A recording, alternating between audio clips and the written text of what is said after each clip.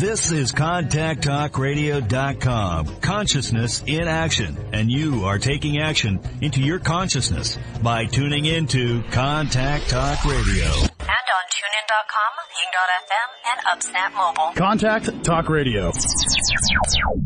Welcome to Sex is Medicine, your number one resource for holistic sex education.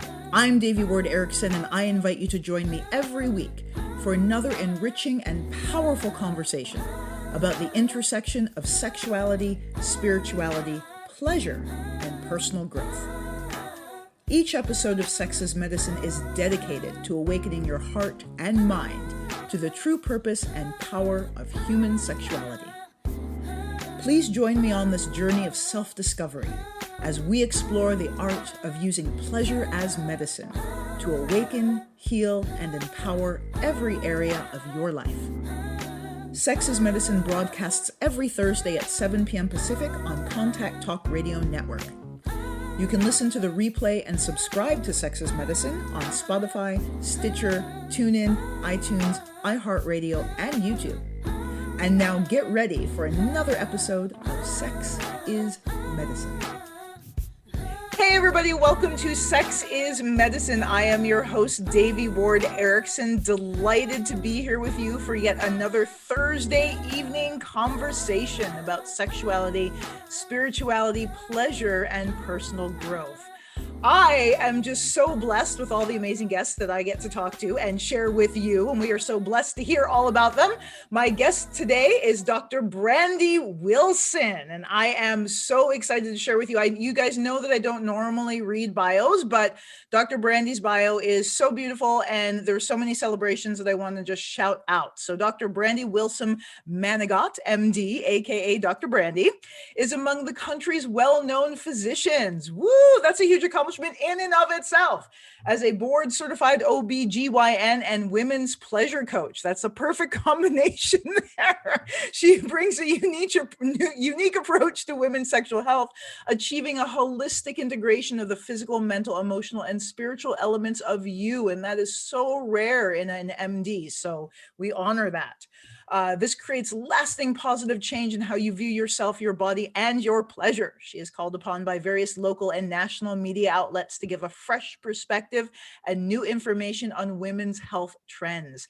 Dr. Brandye is the founder and chief medical advisor for drbrandymd.com, where she has created a safe space to discuss real-world strategies to help women learn the truth about sex and orgasms. Yes, please, and embrace our feminine essence so we feel good both inside and outside of the bedroom. Her book, My Oh My, A Committed Woman's Guide to Getting the Great Sex She Deserves, hell yes, is an Amazon #1 bestseller. Woo! And has helped numerous women to live their best sex life ever.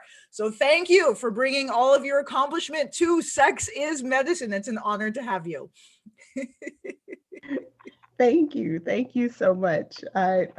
I'm like, who is she talking about? I'm like, oh, wait, that was me. Okay. That's you. Look at what you did. So you're a leading voice in the field of women's sexual health and our reclamation of pleasure. So why is our owning our pleasure, our prioritizing our pleasure, why is this so important in your view as a doctor? Well, I think there's two sides to it, definitely. And a lot of it ties into how I got into the work in the first place. So just a little bit of background. I started having issues with low sex drive, low libido in my late 20s, early 30s kind of time frame. And, I was like, okay, maybe, I can do the lingerie, I could do, the erotica and different things, and it would work for a little bit.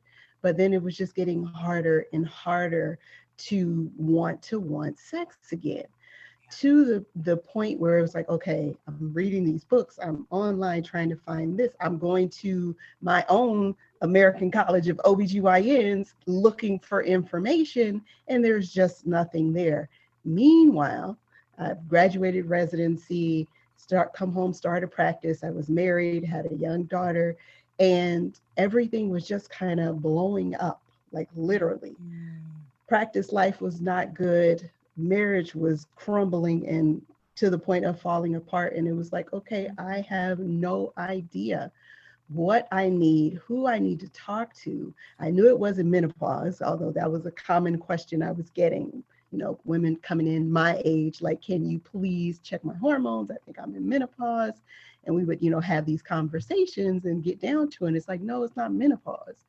So just this burning desire to get to the bottom of what was my issue is what initially kind of stirred what was going on. And I was, I found out I was depressed.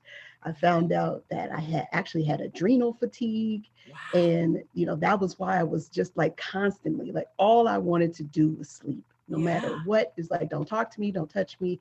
I need to sleep. Yeah. And there was just so much going on. And definitely, there were relational dynamics that weren't great, but the sex kind of just, it was the symptom of what was really happening behind the scenes. And so, not finding the help that I needed, I was just like, okay, Lord, what do you want me to do? I had this come to Jesus moment where it was another failed attempt to have sex with my husband. And the conversations always ended with, well, I like sex and you don't. And it was like, Lord, how am I supposed to want more sex if I don't even like it? And it was like this light bulb went off in my head, and it was like, wait a minute, do you like sex?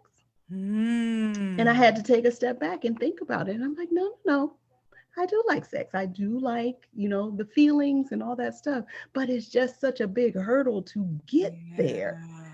And I was like, okay. And that started the journey of, okay, what do you need to really begin to find pleasure in your day-to-day life? Like, as an OBGYN, it's busy. We have babies people coming in, dropping babies off and all these things, right? And so something as simple as enjoying my meal. Wow. Like, we would go out to dinner and just shoveling it in. Everybody else is still eating. I'm done. Because of that, the process of, okay, well, this is how I got to eat, because I got to get here and I got to do these things, and not being able to savor the sensations that we have, and to acknowledge that we are sensual beings. We as women are sensual beings, and we thrive when we can connect on those levels. And so just that piece, and being able to begin to pull in, like, okay, what is it that I actually like? Like, I had no idea what I wanted to do, what I liked to do, what felt good, what didn't feel good. And it was just like, okay. So just, just the opening of my eyes to all the possibilities, and just learning what it truly meant, what sex truly meant, and what it's supposed to be, versus the lie that we are sold about it, that it's about somebody else's pleasure and our bodies are not important and other than to give somebody else pleasure, and that we somehow have to earn this right to feel good. And it's, I was just like, no, this is not how I want to live my life. And as I was seeing those women in my clinic who were having those same struggles, it was like, okay, well, listen, I can tell you these things, and they have worked for me. So let me give you a little bit of homework. You do the homework, you come back, we see how things go. And they go home, they do the homework, and they're like, oh my God, Dr. Brandye, thank you so much. You have no idea what you have done. And that was the highlight of my day. And so about 8 years ago, I decided, you know what, I think this is where my passion really lies, and this is where I want to go. And that's when I created my coaching practice and began speaking about sex and pleasure, and, just doing all of the things to get the message out there that we as women are worthy of pleasure, and we don't have to earn it. It should not be something that you have to tick all the boxes off to get. It is your birthright, and you are worthy of that. So that's why I do what I do, and how I came to this. That is such a beautiful message. And I love that you shared your journey, because that is, that's so critical. Like I find it, I really prioritize working with folks who, it's not just that they read a book and they have their discipline, it's that they've actually gone through that journey of healing. And that journey of healing is actually what inspires their work, because you went through something and you implemented methods, and through that process, you realized more of your sexual self. So I just want to applaud that and just share that I so appreciate and value that. And thank you for sharing your journey. And so much to that for me and what you shared. And one of them was the impact of fatigue and stress on our libido. So I know for me, like, it was a revelation for me when I found out that I was deficient in iron, and that, like, that's why for the last couple of years I could, like, barely drag myself through the day.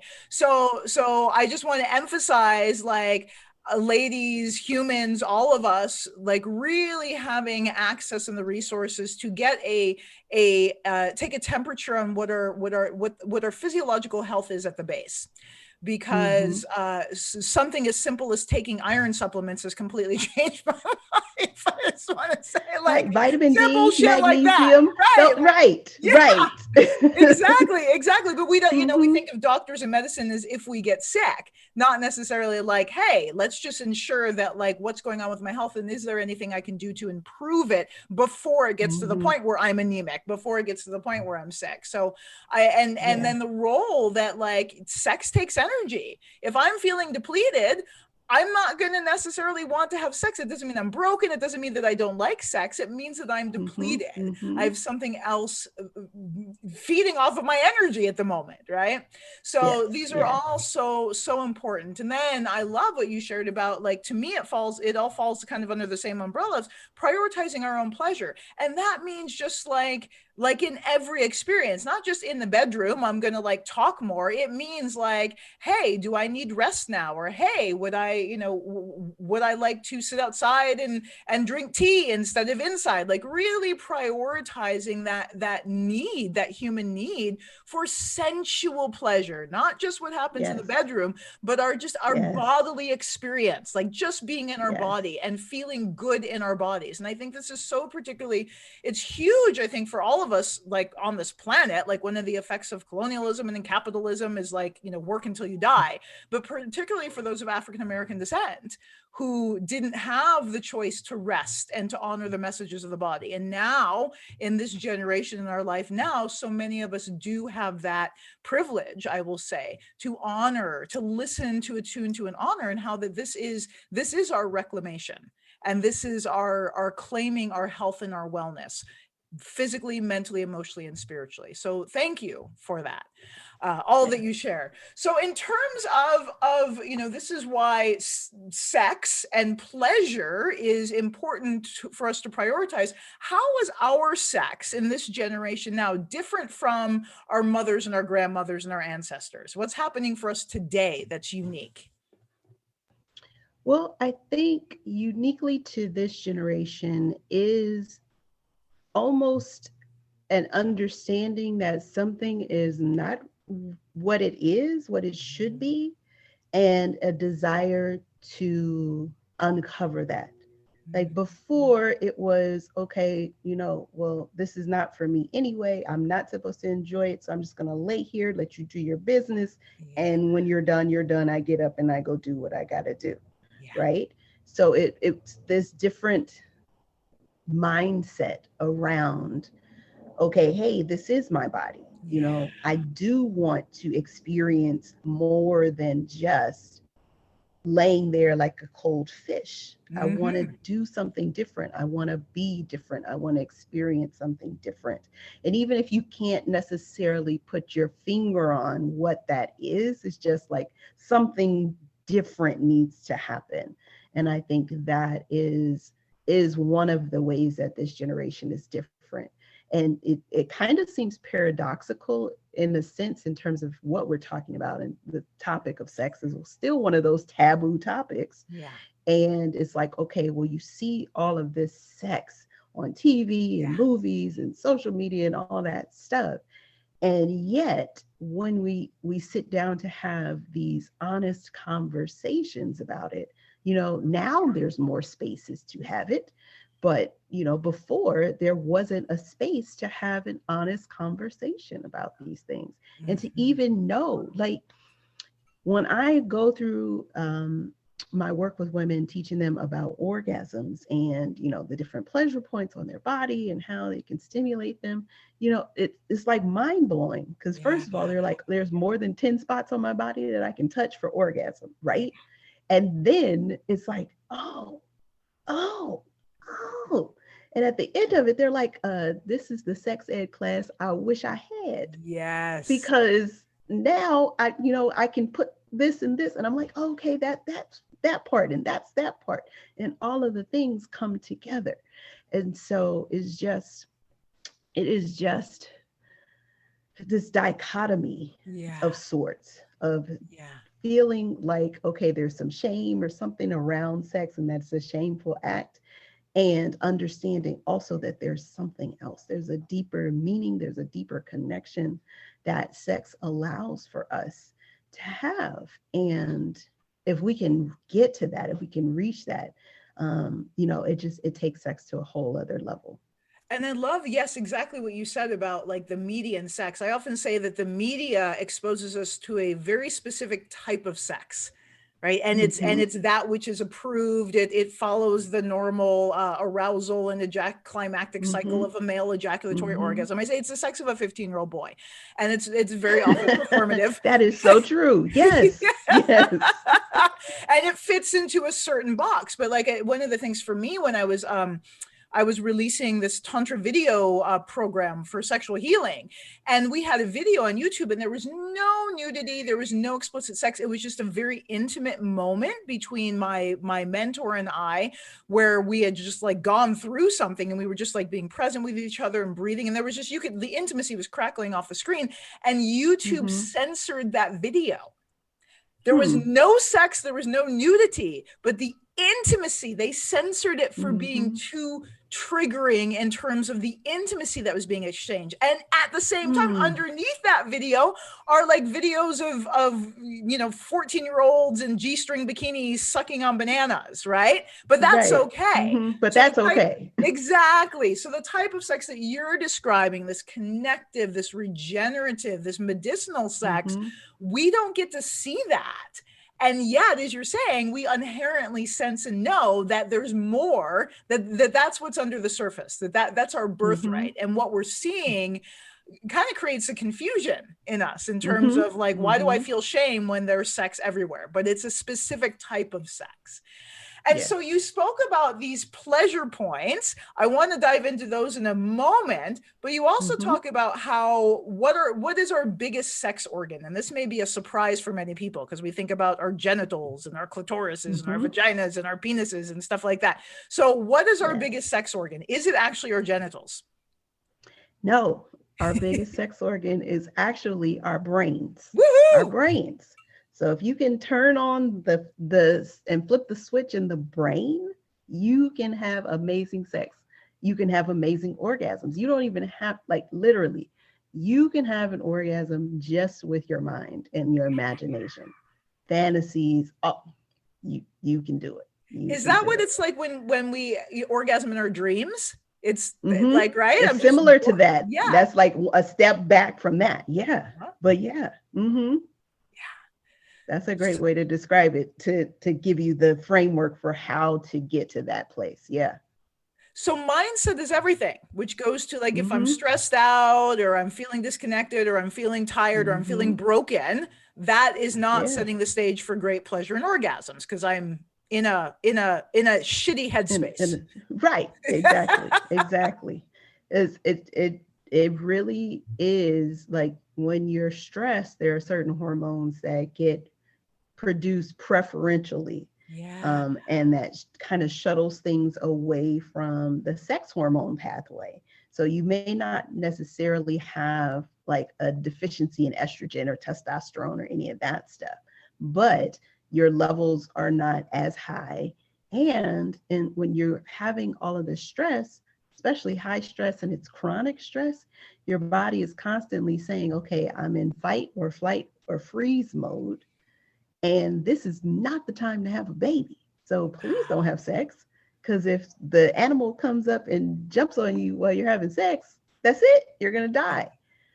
So there's so many processes that are at work when you're tired, when you're stressed, that totally take you out of the game. And so for a lot of women, what we need is transition time. Yeah. And we don't put transition time in anything. And I used to be a big culprit. That used to be a big culprit for me. Like I'm like, okay, I'm scheduling this back to back to back to back, no breathing room. And I'm thinking 3 things at least ahead in the future, and not being present and just going and going and going, instead of being and inhabiting my body and inhabiting the present moment. And I think because, like you said, that societal capitalistic viewpoint of, if you're not doing something, then you're lazy, or you're not doing enough, or what is wrong with you. You can only lay down if you're sick. And if you're not sick, you need to get up and be doing something. So just this idea of not being present, and constantly on the go and needing to be doing something. Well, and you said something like right there that is just like phenomenal to be for all of us to be mindful of, is when we are experiencing chronic stress, our body is producing these chronic stress chemicals, which impair and impede our sexual response. Like that's huge. And not to shame us for having chronic stress. Like this is the world we live in. Like shit is real, right?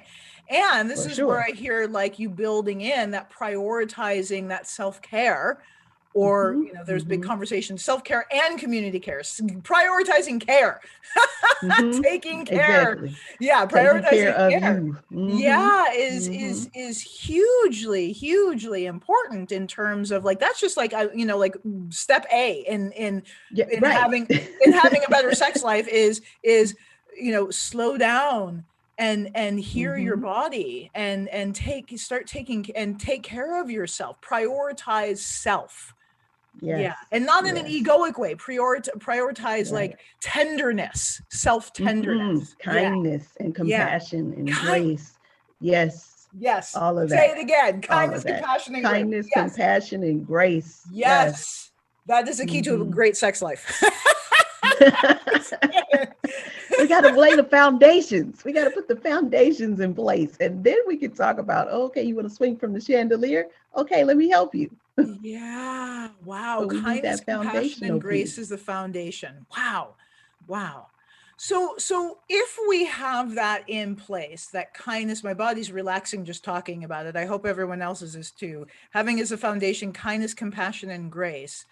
And that is our foundation. What is a normal sexual response for a woman's body when everything is like happening the way it needs to happen, psychologically, emotionally, spiritually?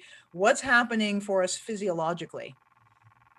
Well, there are a couple of things, and there really isn't a normal, because every woman's body is different. And even every time that she's in a situation of potential sexual arousal, it's different.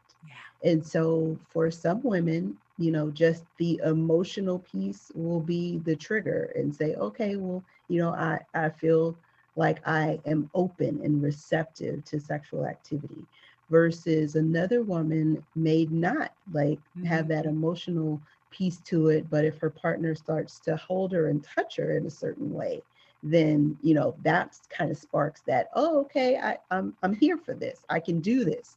And so it really just depends. It's a very individual thing. But the overarching sexual response of a woman is different than it is for a man. And for a long time, we thought they were all the same. But women can get to spontaneous sexual desire from a whole host of places, and only one is just, oh, pop into my head, I'm feeling horny and I want to have sex. So much goes into it. It's almost like if you've ever seen like the circuit boards in a computer, that is a woman's ability to get into sex and be receptive for it, versus a man, you just go flip the switch and it's there and it's on. So there's, if there's any breaks in the circuitry on the circuit board, it's all, it's smoke and it's not going to happen. So it's a little bit different. I love that analogy, like the circuit board and flipping the switch. And you may not know this, but I wonder how much of our understanding about, what we say male sexuality and female sexuality is not necessarily a physiological difference. It's more of how we're socialized to respond to stimuli, right? And like our Western understanding of human sexuality is so immature, in my opinion, compared to like 10,000 years of research and study. And so limited in its scope. So I wonder, it's horrifying to know that our understanding of female sexual response has just been an assumption that it's the same as male bodies, like yes, and how horrifying to know. But I also wonder how much of what we understand about male sexual response is limited by the limitations, the limited view of the people researching it, right? It's like, if you don't know where to look, you don't know where to look. If you can't conceive of anything outside of the box, then you don't even you don't even know to look outside of the box. So I just want to interject that, but going back to I definitely think that plays a big role, not only on, the grander scale of what information gets put out there, even what drugs get created in order to help sex. Right? Exactly. Yeah. And it's like, okay, well, the guy can take this pill and pop it 45 minutes before he. So circling back to taking female Viagra or something like that.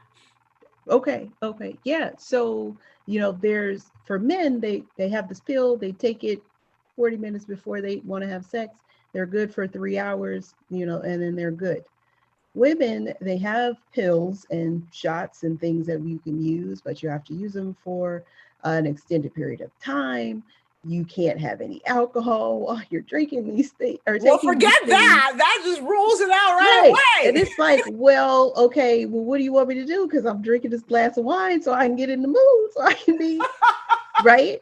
So it gets so complicated. And so that I definitely think who is looking at things on a grander scale is definitely not female centric, although that's changing, but it's still a grind to get to that space and that place of, okay, no, this is not just about you, dude. It's about everybody. And also, I just want to also make a point, like even if there are female doctors with vaginas, it doesn't necessarily mean that they have decolonized their mind, right? So there is a very well-known female doctor, who's very demeaning and very dismissive of alternative practices, sexual practices, healing practices that, again, are from indigenous communities that are thousands of years old, but they don't fit into the white male patriarchal view of what's acceptable in science. So even though this person is a feminist and a woman, they're really disrespectful to other women who don't adhere to those same principles and values. So, and I've read research by, female doctors trying to discount the G-spot. I'm like, why are you trying to take away my pleasure? Right. I don't understand. Motivation? Just because you can't find it, look. Yeah, let me show you where it's at. Right. Exactly. Right here. Exactly. Yeah, but it's so huge. And again, in our understanding of human sexuality, keeping in mind that what we get as the masses is a fragment of the information available, but it's also, what the information that's available isn't necessarily coming from the sources that are going to be the most supportive for us and our bodies and our mechanism. So what I'm hearing you say is there's not necessarily a normal in terms of female sexual response, that we respond in a variety of different ways. There's a lot of things going on, but there's a lot of different wiring in there, and that the causes and conditions must be right for the yes, the stars have to be aligned. And yes, you got to do the ritual. And you got to stand on the bed with one leg up. You have it's all of these things. But there are ways to make it less of that, and so much of a production, less of a production. And that's what I find. Most women, when they come to me, they're frustrated because they feel like it has to be this big production. Yeah. And they don't have time or energy for that big production of it. And it's like, okay, well, what can we do? And you read my bio, all the things that I'm doing. And I'm just like, I don't have time to spend 2 hours trying to get my libido here. Like I need something in 15 minutes or less. Please and thank you. And that's kind of where that transition time came in. And it was just like, okay, what can I do in 15 minutes or less? And so one of the practices that I use in my coaching is literally, I will sit with a woman for an hour and create a get your sexy back checklist. And these are the things that you can, tap into and do so that you feel much more sensual. Maybe not sexual, but at least more sensual and receptive to physical touch, physical proximity with your partner. And then that can, go a little bit further. And I think that helps on a number of different levels, but it takes away the myth that if it's not spontaneous desire, then it's bad, and that you should be looking for spontaneous desire. That is not what happens at all. And the things that gave you the spontaneous desire in the beginning were still not spontaneous. It's because you were spending time together. You were holding each other. You were paying attention to each other. You looked each other in the eye when you were having a conversation. These are the things. And that's what goes to the wayside when you're in a long-term relationship, because you're like, oh, okay, they're there, whatever. And you fall into the routine of, okay, well, it's Wednesday night. Let's go do the thing. And just kiss, squeeze, and then you're into it. And it's like, well, what else? Like there's got to be something else, because I'm not really enjoying this piece. So I love that you pointed that out. So like in the beginning of the relationship, the causes and conditions are just part of the relationship. That's part of the courting, right? So if I'm my hands being held and being spoken to tenderly, they're like listening to my every word. I'm feeling heard and seen and celebrated. Of course. I mean, it's like the entire beginning of the relationship is one big long foreplay. Yep. Right?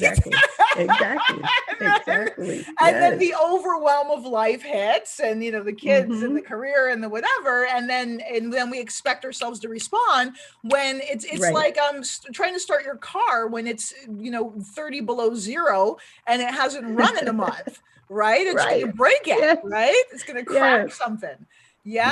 So I love that. So this awareness and of cultivating the sensuality, which in my mind is about what it is to be human.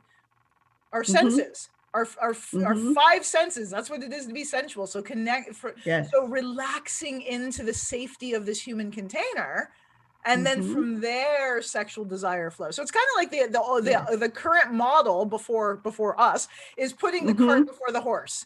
Right? It's like you're just supposed to perform. But we need to be warmed up. I can't. I just supposed to stretch before you work out. Like right. Although I've heard some things now that they're like, maybe you shouldn't. So okay. I don't know. Stuff is changing. Right. Stuff is changing. Well, as a dancer, we were very encouraged. I wasn't about to do pirouettes and plies and rondetons without warming up my muscles without first. Yes, exactly. So So you mentioned all these pleasure zones, 10 different pleasure zones. I talk about my own pleasure zones, but I am so curious to know and hear about your pleasure zones. So are you open to sharing some of those with us? Yes, of course. So we talked about the biggest one, the brain. And then you have the lips on your face. You have exactly. Yes, I can feel those. Right. You can orgasm just from kissing. So That's right. I forgot about Hmm. that. Yep. Yep. You can orgasm just from kissing. You can orgasm just from stimulation of the breasts and the nipples. You definitely, there's the clitoris, there's the G spot. I don't want to skip the U spot because that's one of the spots where if a woman is able to squirt, that's the spot that generally gets stimulated in order for that to happen. There's something called the A spot, which is deeper inside the vagina on kind of the front wall, just above the cervix. There's the cervical spot. It's about 50-50, where women actually will enjoy that type of stimulation. Other women are like, nope, if you don't get off me, I can hurt you. But the cervix is one of those potential spots as well. There's something called the K spot, which is the kind of the opposite of the A spot. It's on the back wall of the vagina underneath the cervix. The perineum, or the P spot, the anus, and is also a spot that has nerve endings that can contribute to great pleasure. So I don't know if that was the whole 10, but those are the ones that I have off the top of my head. I Yeah. love it. I love it. Yeah, we often talk about the A spot and the K spot. So we refer to it as the P spot, actually the posterior fornix erogenous zone. Oh, gotcha. Yeah. Gotcha. I was Yeah. curious, where does that K come from? I don't know. Huh. I think because P was already kind of being used in terms of perineum. Occupied? Yeah. Right. It was occupied. So yes, they had to pick a different letter. So the point of all this is that there's all these different potential pleasure zones. Some of them are genital, some of them are not. Like, God, I remember you said orgasming from. I remember doing that when I was younger. Right? Yep. And then we just forget or don't even know that it's possible or don't recognize it as an orgasm. And in your work with women, what are your thoughts on, like, how do these orgasms different or how are they differentiated? Do they feel differently when they happen? Well, I think in general, orgasms, however you get to them, are just the release or discharge of built up sexual tension.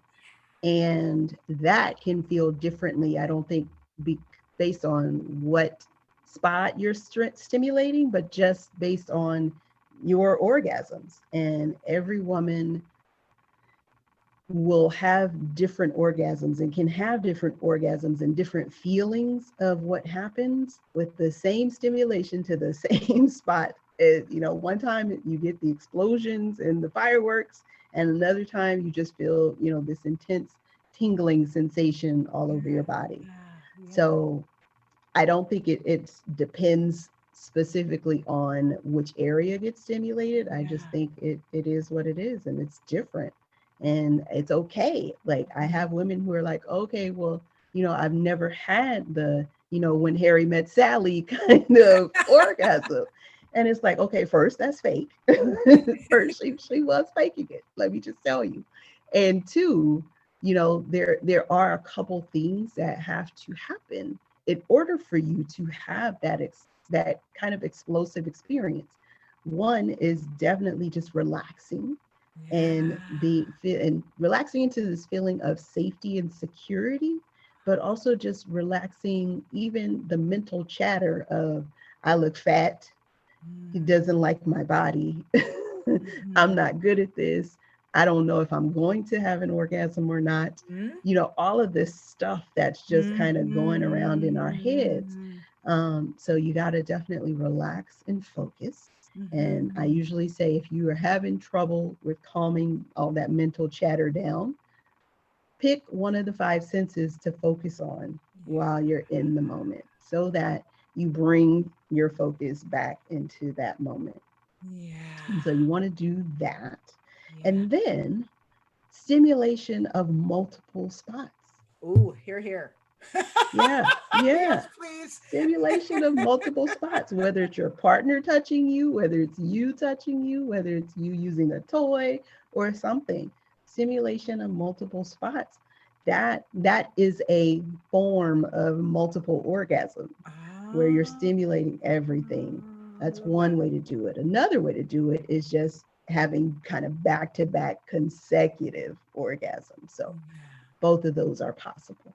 Beautiful. I love that, stimulating multiple spots, because we tend to, I have tended to, and I've heard other people report this and read about it, it's like, okay, so if we're talking about heterosexual relationships, the penis is in the vagina, just, that's all I can feel. That's it. When it's like, what about my breasts? What about my clitoris? What about my anus? What about my feet? I don't know, but I love that. Kiss it's like, me. Yeah, kiss me. Bringing it all to the party. I love that. Yeah. That's a wonderful reminder. Now, in your work, what about if a woman doesn't have a partner? Can she still explore her own sexuality and awaken her own sexuality without a partner? Absolutely. So there's a plethora of benefits to sex, good sex and orgasm, right? Aside from just feeling good, it's more than just the frivolous thrill. It lowers your blood pressure, it decreases your heart rate, it helps with mood disorders, depression, anxiety. It is good for decreasing your sensation of pain, especially migraines. So if you're having a migraine and you don't have a partner, go Jill off and it'll be fine. Get your vibrator. You just do it. I would say it. Or your hand. You don't even have to have a vibrator. Exactly. Although there are some wonderful ones that'll get you there in 60 seconds or less. But I digress. You sound like you might have some recommendations, Dr. Brandye. I do. I have several. But so there's so many benefits to great sex and orgasms, and that it doesn't have to be with partnered sex. So you get those same benefits with what I call solo play or masturbation. So yeah.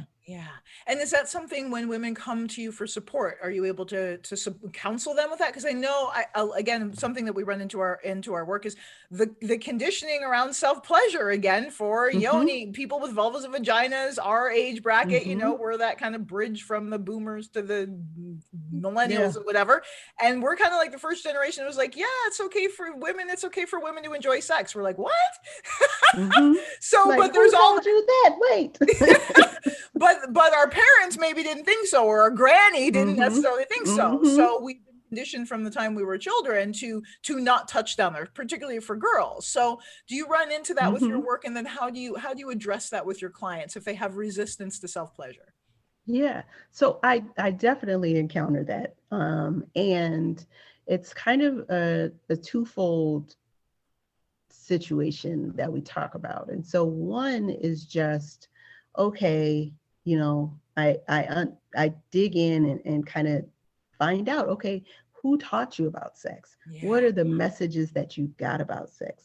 What is it that you think about these things or these activities or any of that? Like, what does that bring up for you? And so we have that conversation, but then I also challenge them to think about it in terms of, this is your exploration, as opposed to I'm doing something like just literally, okay, I'm just doing this to get myself off. Like, you are trying to identify those God-given spots, because God gave them to you, He created you. Those God-given spots that work for you to bring you pleasure.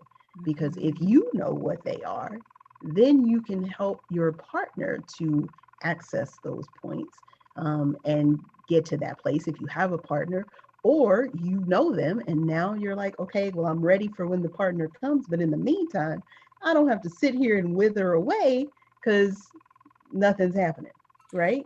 So you can do some things.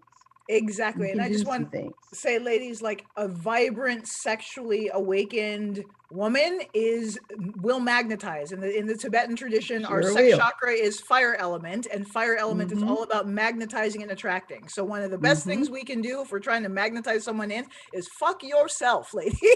So lay it down. Really. Pleasure yourself. And do it well. And do it well.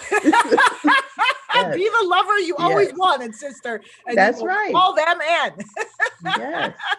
But I mean, that also goes to kind of my definition of sexy, which is you being comfortable in your skin, in your body. And that is an incredible attractive force, no matter what shape, size, weight, whatever. If you are comfortable in your own body, you will attract so much attention. And you'll be like, what? Oh, okay, okay. So yeah, so it really is not just, okay, this is for my pleasure. It really has some broader benefits in terms of not just attracting a partner, attracting money, attracting abundance, and all of that. There was a study done, and they reported on it. I think it's probably been about a year now ago that they reported on it. But a sex company had done some research to find out, what women who were getting good sex and having regular orgasms, how they were perceived in the workplace. And they were perceived as being better leaders and being more creative. And if you as a woman can go into a corporate situation and be perceived as a good leader, that is gold, and that's going to take you far, and your paycheck is going to be reflective of that. So it's not just, sex for sex sake. It truly is it's turning ourselves on and being the light that we were put on this earth to be. Amen. Through liberation through pleasure, liberation through your own pleasure. And wow, and that speaks to Naomi Wolf's book Vagina. I don't know if you read it. It got a lot of flack for trying to say that your vagina, a well-pleasured, highly orgasmic vagina, is kind of like the foundation for creativity and inspiration and personal growth and all of that. And she got a lot of crap for that, but that study, but it's the truth. It's the truth. It's the truth. Well pleasured because of the chemical response in the body when we are fully orgasmic, when we're, have the energy running. That's the energy running through the system, but also the chemicals, the dopamine, the endorphins, the oxytocin, all of that stuff that's produced. And I love how we can produce it on demand. Yes. Yeah. Yes, we can. Yes, we can. We don't have to wait for anybody like else. Obama said, yes, we can. Yes, we can. It's a new world order. Yes. Yes. Yay. Awesome. So would you be willing to share a little bit about your book before we go? What kind of information can we find in your book, and where can we get our hands on it? Okay. Yeah. So the book is it literally is the book that I wish I had when I was in middle school, going to the library, checking out books about sex. Yeah. It is that foundational, I would say, just in terms of the body and the mind and how it all works together. It's a short read, and I specifically made it that way. Yeah. Like you can sit down in an afternoon and get through the book because I nobody has time for this. I already did that. I went through all of the tomes and everything else, so I don't want you to have to go through that. And it literally breaks down. Okay, here's the piece that's your mind. Here's the piece about sleep. Here's the piece about your body and how you view your body and inhabiting space and all of that stuff. And there's even, a chapter in there on how to talk to your partner about what you want now that you are generating that and can identify with that. And so it literally is something that you can just pick up and be done with really quickly and implement things that will change how you relate to sex and pleasure in your body. And you can get it at mybook.com. So it's mybook.com. There's also the Kindle version if you want to go on Amazon to get it as well. But yeah, that's how you can get your hands on it. Beautiful. I love that. So short, sweet, concise. It's like you distilled all of those big medical tomes down into accessible information for the rest of us. And then with practical solutions that you can begin implementing right away to have a better experience. Yes. Because that's what we need. We don't need all of the stuff. Like, look, just get rid of the fluff. Tell me what I need to know so I can do it. Yeah, beautiful. And then for people who want to work with you, where can they find out more about you? Well, definitely at my website, www.drbrandymd.com, and it's DRBRANDYEMD.com. And if you want to book a free strategy session with me, you can go to Dr. Brandye OBGYN. So DRBRANDYE OBGYN.com. Wonderful. And we will have all of these links under the video and on our blog. So for those of you who watch the show on YouTube, subscribe to Sex is Medicine in YouTube, we'll have these links for you. For those wonderful listeners, I love you all on Spotify and iTunes and everywhere else you are. Thank you so much for listening to this show on all those platforms. And if you want to head over to our blog at authentictantra.com, we will have those links with Dr. Brandye's interview for you as well. Thank you so much, Dr. Brandye. It is such a delight and an honor to have you on the show. Do you have any parting words for our women out there who are wanting to have a better sex life and not quite sure how to get started and where to go? Well, I would say if you want that, it's possible. Yeah. It's possible. And I'm available and I'm here to help. That's my goal. I'm here to help because I want women really to step into their purpose. Yeah. And in order to do that, you cannot cut off your sexuality and your sensuality, because that is a part of who you are, who you were created to be, and it's important. So if you want it, it's possible. Wow, I love that. That's like a mic drop moment right there. Like it is, yeah. That in order to realize the totality of our humanity, we have to include our sexuality as part of it. We do. Yeah, we do. Yeah. It's just. Well, thank you so much for the wisdom that you are kicking down and sharing with us this evening. Thank you to all of our wonderful listeners as well. And you tune in every Thursday evening. I'm sorry, you froze there for a moment. So okay. But back. You went up right. Go right in. I was just thanking everybody. What happened? I know, Zoom. It's like, That's okay. We love it anyway. Thank you, listeners, for tuning in every Thursday at 7 p.m. for Sex is Medicine. We're delighted to have you. And make sure you stay connected in between shows at Authentic Tantra on Instagram, Twitter, Facebook. Our Instagram page, I just want to give a shout out to all of you who have been following us on Instagram. We are now at 10,000. I know that may not seem like a lot to some, but it is a lot to me. And I so appreciate your support and your interest and your engagement. And we are doing these IG lives on Fridays to check in with you and ask questions. And we probably won't do them every Friday, but we are doing them some Fridays. So make sure you go to authentictantra.com or Authentic Tantra on Instagram. Make sure you check out Dr. Brandye on her websites as well. And make sure you subscribe to all of our channels everywhere so you can keep getting this awesome information. This is like the sex education that you are entitled to. We're all entitled to. And we are literally changing the world one orgasm at a time, my friends. So Yes. Now that's a mic drop moment. Changing the world one orgasm at a time. All right, see you guys next week. Blessings. You've been listening to Sex is Medicine with Devi Ward Erickson, your #1 resource for holistic sex education. You can listen to and subscribe to Sex is Medicine on Spotify, Stitcher, TuneIn, iTunes, iHeartRadio, and YouTube. Just search Sex is Medicine with Devi Ward.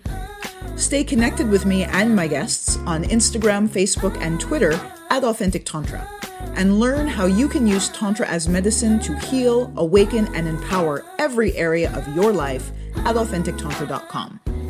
Make sure to tune in to Sex is Medicine every Thursday at 7 p.m. Pacific on Contact Talk Radio Network, and join our watch party every Thursday evening on Facebook at Authentic Tantra. We look forward to you joining us next week for another episode of Sex is Medicine with Devi Ward.